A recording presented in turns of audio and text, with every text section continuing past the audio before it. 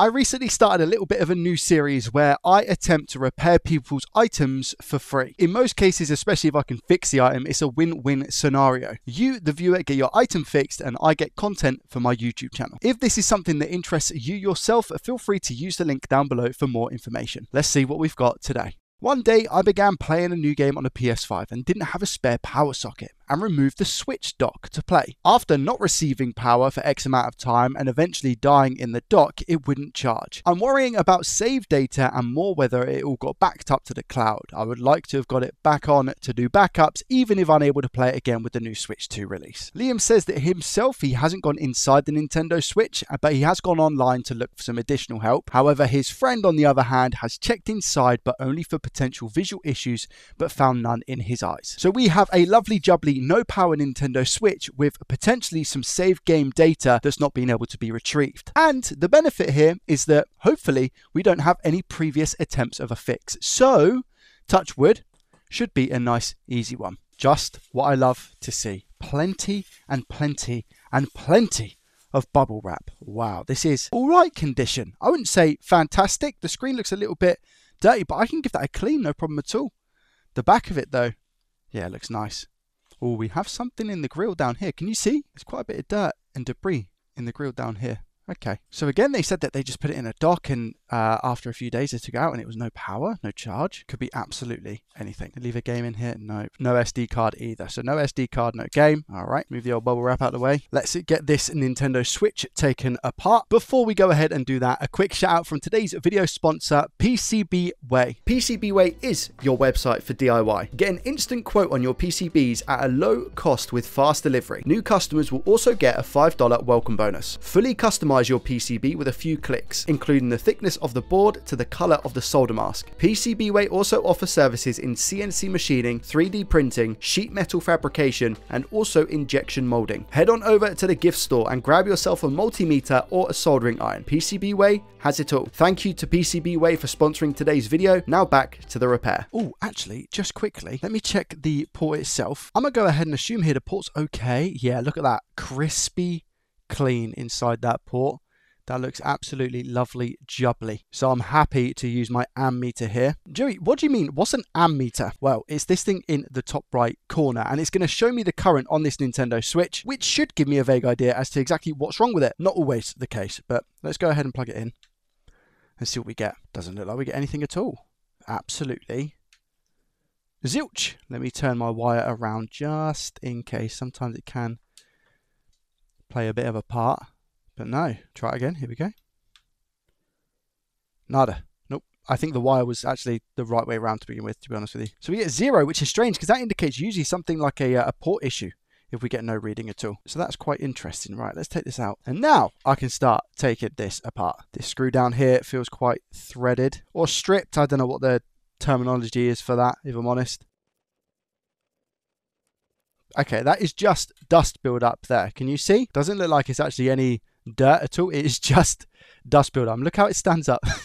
That's like a Gareth Gates hairstyle in the late 2000s, that is. Well, yes, I did used to have that haircut. Let's continue taking it apart. Other than the dust build-up, this looks pretty sparkling clean on the face of it anyway. I don't know if the person went this deep, as in taking this metal cover off. I'm super happy. One, because the little sticker here is not fully pink. This is a little polka dot sticker. So you see how we've got white and pink on it? When this goes fully pink, that means that we've had exposure to water damage on the device. So it doesn't look like that is the case. So that is really, really good news. Let me go ahead and disconnect the battery. Yeah, this is absolutely spotless. The only other thing that I think it could potentially be, if the port's okay, it might just be a bad M92T36. But for that to produce nothing is pretty rare. And I mean, the port itself looks okay. Oh, no, wait a minute. No, they seem all right. This one's ground as well on the side that moved kind of the most at the start. I really hope it's not just a battery issue. Let me measure and see if we've got any juice in the battery at all. Multimeter in DC voltage mode. What do we get? 3.7. Oh, okay. So my analysis here is that that battery is full enough for this device to at least turn on. So this battery is A-okay. It's just not receiving a charge at all. I wonder, is our fuse all right? I think maybe our fuse might have gone bad. And this is known in the industry as the indestructible fuse because this fuse rarely goes bust. There's not a chance that this has gone bust today, is there? Let's find out. Meters in continuity mode. Mode that beeps. When I put the probes on either side of this fuse, I'm meant to hear a beep like this because there is supposed to be a continuous path to allow the current that comes in from the voltage to here over to here on this path. Let's see. Oh my gosh, that fuse is gonzo. And it looks like there might have been some sort of tiny crack in there, I believe. But yeah, wow. Okay, that fuse is gone. The indestructible fuse is not so indestructible anymore. I can't believe it. Now, there's a couple things to think about here. One of them being the most important question is to why would the fuse actually blow? So I'm going to check around on the board for any further shorts that might have happened. And if you recall from the original background of the device, one day began playing a new game on a PS5 and didn't have a spare power socket, removed switch dock to play. After not receiving power for X amount of time and eventually dying in the dock, it wouldn't charge. I think something's tripped in the electrics of his property and it's sent a hefty amount of voltage through to the dock, which is then subsequently gone through to the Switch itself. Thus meaning that nothing else is actually damaged on the Nintendo Switch and the fuse has done its job. I don't believe what I'm hearing. I can verify this by just checking around a few of the areas. So this is M92T36. Yeah, I don't think there's going to be anything wrong with it. So this side up here is going to be ground and these going into the IC. If there was a short, there'll be a problem. But I genuinely believe, let's check the CPU cap as well. CPU cap seems to be absolutely fine. I genuinely believe all of the other components are going to be all right because it was the switch blew on the current coming into the device and didn't go past the fuse. The issues that we usually have, especially with M92, is that this fuse doesn't do its job. And then what happens is the current goes through and blows other components. Hold your horses. I am absolutely incorrect with my information. That does not look to be the case. We have a short here on BQ. So on this rail specifically, and can you see this little bit of liquid here? Look at that. That is, I don't know if that's factory flux that has melted again because this component's got so hot. But I wonder if this cap is actually shorted or whether it's something that is wrong with BQ. Because it's not just going to be something as simple as the fuse. Can you hear that? And it's like a 3 ohm short. It's not a short to ground. If I put both my leads on ground, what do we have? To be fair, we have just about 2 ohms. And if I put that here and here, we have 2 ohms. It's a short to ground. But like I said, I don't know whether it's going to be this cap. So we do need to do a little bit more investigation, unfortunately. It's not going to be as simple as just remove the fuse, but that fuse does need replacing. So let me just rephrase my story. I don't know if maybe before going into this fuse, the current obviously goes to other places, which is why something else would blow. You'd think that maybe you'd have this fuse here at the first port of call, and that when this goes bang, maybe everything was just a little bit too quick for it. I don't know. If somebody could explain, that would be cool. That's the only kind of logic that I have, because if this is blown, I would assume that nothing else after would go. But if it was too slow to react and the current kind of went over and blew other things, I guess that could also make a little bit of sense, couldn't it? But what I do know is that the port is okay.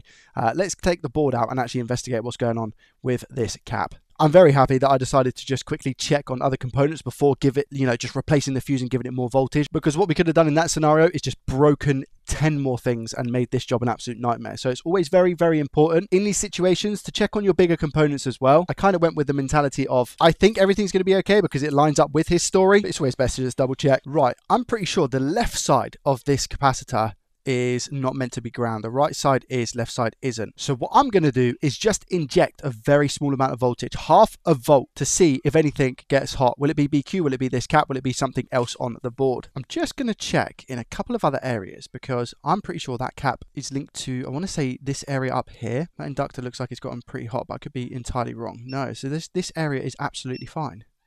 Okay, interesting. I'm going to say, it's either going to be BQ or this cap. I feel like it's going to be one of those two things. Right, here we go. Let's see if I can get an overall view as to what's going on. Right, 0.5 volts. Let's go. I have to be careful because it's a very small area as well. My hand is also radiating heat. Anything getting slightly warm? Oh, what's going on over here? That must be a reflection, right? Let me try again. I get 300 milliamp draw, but nothing seemingly getting hot on this board. Other than that little spot there, what is that? But it almost looks like a reflection. Yeah, it's definitely a reflection, isn't it? All right, I'm going to try and get a view of the other side of the board. And to do that, I'm actually going to solder a little bit of wire to this cap. Just going to make my life a lot easier. That's bridging on the other cap, so we definitely don't want that. Perfect. Let's see what happens on the other side. See if we get anything going hot. 3, 2, 1. Nothing other than the actual wire itself getting toasty. And then if I zoom in, doesn't look like anything on this board. So I'm going to put it up to 0.7. and see if anything lights up then. Anything lighting up now? We're at 400 milliamp draw now. Again, doesn't look like it. Let me turn it back over. That cap specifically is at 38 degrees Celsius, removing the smaller lens again, the macro lens. Yeah, nothing else on the board, look. Getting warm at all. I wonder if it's that cap, considering there's a bunch of heat there as well. I think I'm just going to go for the removal of that cap and see what happens. Failing that, I'll inject voltage again to see what's going on. I obviously really want to be able to save the data for Liam, so it's kind of imperative that we get this fixed. The method I'm going to use for this specifically, I could just try and knock this cap off, but there's no need to ruin it. I'm going to heat the board from underneath using 400 degrees Celsius. Airflow speed is actually going to be 99% here. Now, this board hasn't really been exposed to any heat as of yet, so I'm just going to go around the board itself and just try and heat up the board as evenly as I possibly can. And then I'll try and hone in a little bit more on the actual cap itself. The reason I'm heating from underneath the board here is just to make sure that I don't burn any other components that we have. There's some plastic connectors next to this that usually get burnt. So I'm just grabbing with my tweezers. I've just lifted off there. I'll put this cap on the side. I'm just going to check now on that same pad to see if we have a short. Again, my multimeter is still in continuity mode. Let's find out. No, it was that cap. Are you joking? Oh my gosh, it was that cap. Let me just make sure there's no other shorts going on. I'm surprised because the thermal cam didn't light up like a Christmas tree. Usually what happens is if there's a short, especially in a cap, and it's first in line that's bad, which this one was, it would light up. But maybe I just wasn't injecting enough. It's very possible this is like maybe a 5-volt rail or something. But so we just got to take the fuse now, I think, replace this cap, and we should be good to go. I said that before this video, I think, so I do need to be careful. I'm just going to put a blob of leaded there. Maybe a little bit more in a second. I should be using a smaller iron for this for sure. Yeah, because that's just going to cause a nightmare. So what I'll do is I'll swap it over to my Metcal, which has a much smaller, thinner tip. I'm just waiting for it to heat up. Right, let's try now. Here. Oh, okay. Well, that's not ideal, is it? There we go. That heated up so quick as well. I'm super impressed with the Metcal. I absolutely love it. And now I'm just going to place a cap back and remove this fuse and replace it with another one. Obviously, I'm not putting the same cap back, by the way. Here's our replacement cap. Do you know what? No, I'm not going to put it there. I need to move it over a tiny, tiny weeny bit. I was going to say the placement of that was really nice, but there we go. That'll do. And now with the exact same technique of just heating up from the bottom, what that's going to do is pull that cap onto the pads. It should do anyway. And this is leaded solder, so it's going to melt quicker than the unleaded that was originally on the board. So you'll see it any second. Just going to pop onto those pads. There goes one side. There goes the other side. And then the laws of physics, it should pull it into place. Keep going. Keep going. There it goes. And that is pretty much spot on, to be honest. It doesn't need to sit any better than that. Just give it a little wipe if we can. And there we go. I'm going to go ahead and say that that is fine. I'm not going to replicate that method because I can go over the top here with the fuse. Got to be careful not to burn the actual port itself. That would be embarrassing. Here we go. Let's remove it. Just moving that air around. Make sure it doesn't stay in one place because that's how you start burning things. You can see I've just started to burn the plastic up here. See that? Wouldn't usually recommend, but considering we're close to the plastic, going to add a drop of leaded. There we go, that'll do. Now technically I can lower my air temp speed down quite a bit now because we're working with leaded, so I'll do exactly that. I'm going to go 380. Just plop that around there. Drop that there for 2 seconds, and I'm going to give it a reflow in a second when I've got better control, which is now. Just whilst moving that air around, hopefully it moves onto the pads a bit nicer. There we go. Just like that. Looking and smelling good. With that being said, our final checks. Continuity mode. Do we have continuous path now through the fuse? We do. That is good. And do we have a short on this cap just down here? Absolutely not. Perfect. So I'm pretty sure none of the other caps have a short either, which they don't. No, all good. Let's bring our friendly ammeter back, shall we? Let's see what we get now. Ideally, what I'm looking for here is 15 volts with an initial draw of 60 to 70 milliamps, and then for it to drop down to 0. That's what I'm looking for. 3, 2, 1. Please don't explode. Okay, yep, that's good. Drop down to 0. There it is. Okay. Took a little bit longer than usual, but I have a feeling it's because it's working some stuff out. 70 to 100, drop down to 0, there it is, and we get the 15 volts. You see that 15 volts, it's just stabilized at 6 milliamps. That is perfect. That's exactly what we want. It's also good because it means that the port is okay, charging both sides. Let's put it back in the chassis and see if it works. Not before giving it some fresh thermal paste, of course. I got way too carried away and just started like putting stuff together and kind of forgot I have to test the screen to make sure it's okay, but it is what it is. Let's see what we get. Do we get... All I'm looking for here really is a battery symbol. It will be amazing if it turned on, which I think it should do, by the way, because the amount of battery voltage that we had initially. 3, 2, 1. Healthy charge. Battery symbol. Yes, come on. Half. It should turn off. And it should turn on. And then it should go up to about 600, 700 milliamps, 800, 900. Lovely. We like that as well. Nintendo Switch.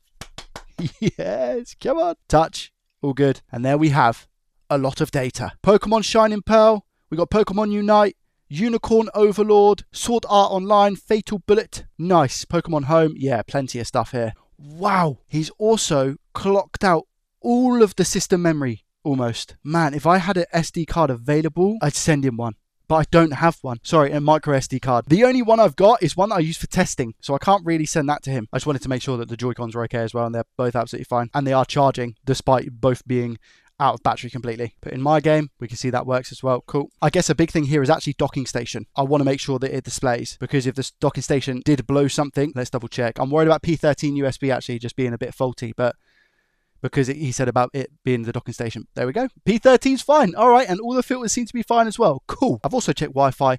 That's all good. Lovely jubbly. Another free repair complete. Obviously, a humongous shout out to Liam for reaching out in the first place. Man, I'll tell you what, this Nintendo Switch is looking nice and clean as well. A 30-second scrub with some IPA. I'll tell you what, it looks really, really, really, really nice. I'm excited to get this back to Liam. Hey, Liam, I have some great news. Your data has been retrieved, and the cause was a silly, faulty cap next to BQ, in brackets, the charging IC. I can confirm everything is now working, including displaying on a docking station. I'd actually advise to not take a risk and swap out your old docking station for a new one, because that could have caused the fault in the first place. Happy gaming.